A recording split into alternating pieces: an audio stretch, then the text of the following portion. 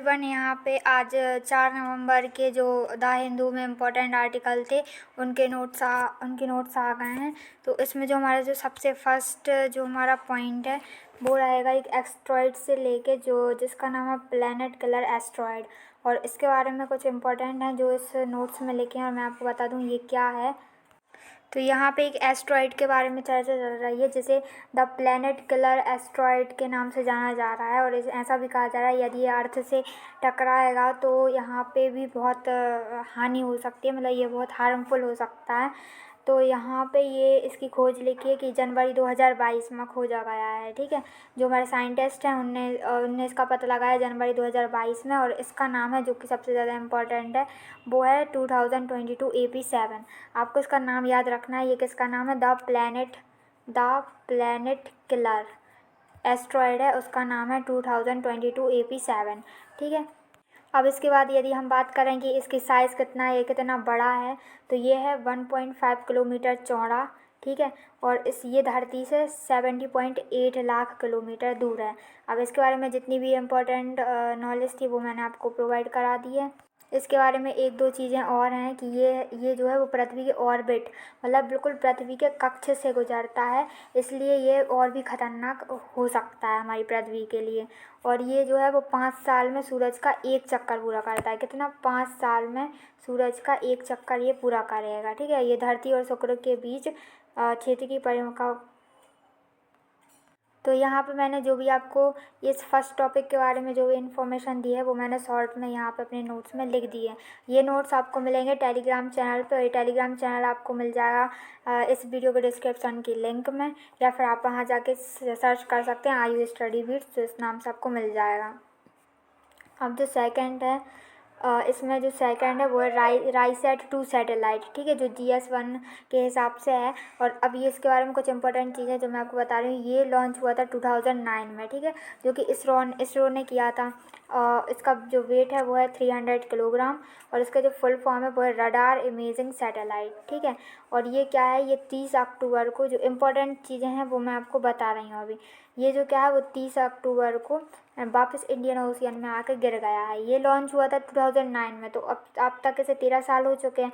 और 13 साल बाद ये वापस अर्थ पे आकर कहाँ पे गिरा है? इंडियन ओशियन में आके गिर गया है। ठीक है, मतलब इसको इस टाइप से बनाया गया था, ये 4-5 साल आराम से वर्क कर सकता था, पर ये फिर भी 13 साल चला गया। इसके बाद में अब इसकी जितनी क्षमता थी उतना चल गया, फिर उसके बाद आके इंडियन ओशियन में गिर गया। ठीक है, अब इसके बाद में इसका जो वर्क था वो और देख लेते कि इसका वर्क क्या था। तो इसका जो कार्य था वो है कि SD इमेज भेजना, मतलब कि क्या हो रहा है ऊपर से, जो हमारी धरती है उसकी SD इमेज भेजना, जिससे हमें हेल्प हो सके कि यहाँ पे क्या चल रहा है, कैसा क्लाइमेट है, ये सब। तो ये सब इसका वर्क है।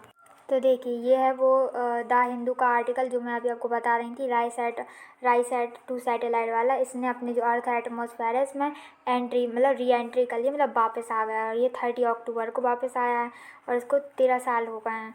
अब इसके बारे में कुछ और इम्पोर्टेंट चीज़ें देख लेते हैं जो कि यहाँ पे देखिए लिखी हैं। तो यहाँ पे अगर आपको यहाँ पे ऐसा बताया जा रहा है कि ये जो है 2 रडार सक्षम उपग्रह राइसैट 1 और राइसैट 2 लॉन्च किए गए थे। ठीक है, लेकिन राइसैट 2 है वो पहले लॉन्च हो गया था, और राइसैट 1 है वो बाद में लॉन्च हुआ था, ये आप याद रखना। फिर उसके बाद में यहाँ पे ये बता रहा है कि जो यहाँ पे कुछ हमले वगैरह चल रहे थे 2016 में, पाकिस्तान के कब्जे, कश्मीर में आतंकी लॉन्च पैड। ठीक है, ये सब चल रहा था, बालाकोट हवाई हमले की योजना, ये सब इसमें जो हेल्प करी थी ना वो राइसैट नहीं करी थी। मतलब राइसैट हमने लॉन्च किया था तो इमेज भेजने और ये सब, इन सब में योजना बनाने में ये हमारी राइसैट ने हेल्प करी थी यहाँ पे। ठीक है, और जो राइसैट 1 है वो कब लॉन्च हुआ था? वो 2012 में लॉन्च हुआ था। 2009 में लॉन्च हुआ था राइसैट 2, और 2012 में लॉन्च हुआ था राइसैट 1। ठीक है, आपको ये सब याद रखना, बस इतनी इम्पोर्टेंट नॉलेज है जो आपको याद रखनी है। तो यहाँ पे एक और इम्पोर्टेंट आर्टिकल है, वो है एक बर्ड है अमर फाल्कन। ठीक है। तो ये जो है वो माइग्रेट बर्ड है। कौन सा बर्ड है? माइग्रेट बर्ड, मतलब प्रवासी बर्ड है। ये एक जगह से दूसरी जगह जाता रहता है। तो जब ये नागालैंड जाता है ना, तो नागालैंड ने इसके लिए एक मतलब वो सेलिब्रेट कर रहा है, एक फेस्टिवल के तौर पे इसको सेलिब्रेट किया जा रहा है। और इस फेस्टिवल में होगा क्या, मैं आपको बता दूं, थोड़ी सी इन्फॉर्मेशन दे दूं। तो इस फेस्टिवल में जो भी लोग बाग रहेंगे, वो जितने भी ये अमर फ्लैकन्स यहाँ से गुजरेंगे, तो इनको काउंट किया जाएगा। और इनको काउंट करके ये जो नीचे दी गई है वेबसाइट, ये यहाँ पे वेबसाइट दी गई www.eworld.org इंडिया। इस पे ये लोग अपलोड करेंगे कितने बर्ड्स हैं और क्या क्या है, मतलब कि कितनी इनने गिनती करी है उस हिसाब से, मतलब इनकी संख्या कितनी है। तो ये सब इस वेबसाइट पे ये लोग काउंट करके अपलोड करेंगे। और ये जो फेस्टिवल है वो 4 से 7 नवंबर में चलने वाला है। अब इसका फ़ायदा क्या है या फिर ऐसा क्यों करेंगे, तो ये है कि एक कनेक्शन रहेगा अपना जो एनवायरनमेंट है उससे। तो इसलिए ये फेस्टिवल आयोजित किया जा रहा है। अब अमर फाल्कन के बारे में कुछ और इन्फॉर्मेशन ले लेते हैं कि जो इसका जो साइंटिफिशियली नेम है, वो इसका साइंटिफिशियली नेम रहेगा फाल्को एमरेंसिस। ठीक है, ये आपको याद रखना है, इसका साइंटिफिशियली नेम क्या होगा।